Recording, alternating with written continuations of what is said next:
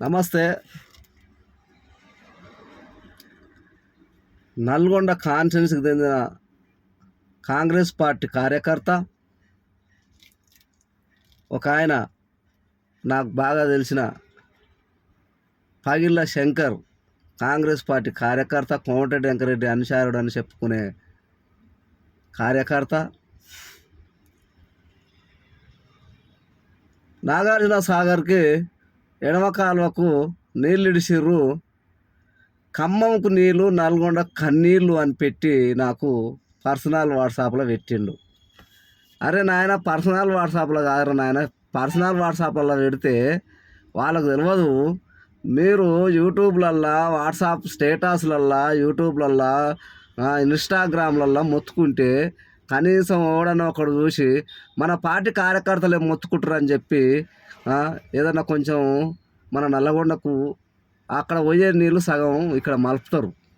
అంతేగాని పార్టీకి భయపడి, మీ లోకల్ మినిస్టర్కి భయపడి మనం కాంగ్రెస్ వాళ్ళం లోపలనే కుముల్దాం అంటే అది కాదు. నువ్వు చెప్పింది కరెక్టే బాబు శంకర్. ఖమ్మంకు నీళ్ళు, నల్లగొండకు కన్నీళ్ళు. మరి ఇంతకుముందుకు మనం అందుకే కదా కొట్లాడుకున్నది, కేసీఆర్ కొట్లాడింది అందుకే కదా. మన నీళ్ళు మనకు కావాలి, ఆంధ్రకు నీళ్ళు, తెలంగాణకు కన్నీళ్ళు అని చెప్పేసి అప్పుడు కొట్లాడింది గిందుకే కదా.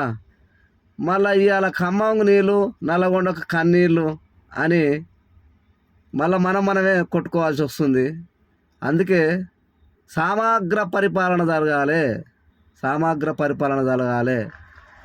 నల్లగొండకైనా, ఖమ్మానికైనా, మహబూబ్నగర్కైనా, రంగారెడ్డికైనా, ఆదిలాబాద్కైనా, నిజామాబాద్కైనా, కరీంనగర్కైనా, మెదక్కైనా, వరంగల్కైనా, హైదరాబాద్కైనా, ఉమ్మడి 10 జిల్లాలు సస్యశ్యామలంగా ఉండాలని కోరుకునే వ్యక్తి ఒకే ఒక్కడు.